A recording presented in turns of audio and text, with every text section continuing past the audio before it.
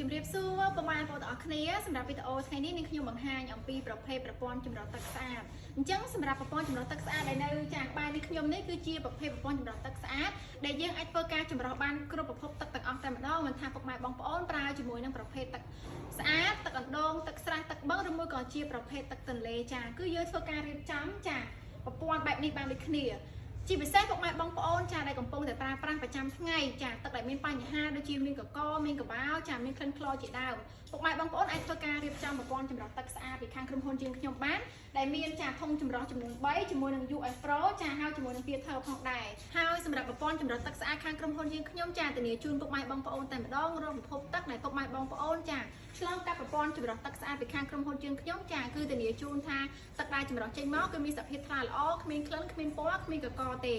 ដូច្នេះសម្រាប់ពុកម៉ែបងប្អូនចាដែលមានតម្រូវការចង់រៀបចំប្រព័ន្ធចម្រោះទឹកស្អាតចាទៅតាមផ្ទះដំណាក់ផ្ទះជួលចារីសតឬមួយក៏ជារោងចក្រធំផ្សេងពុកម៉ែបងប្អូនអាចធ្វើការតាក់ទងមកកាន់ក្រុមហ៊ុនយើងខ្ញុំបានចាសូមអរគុណសូមជម្រាបលា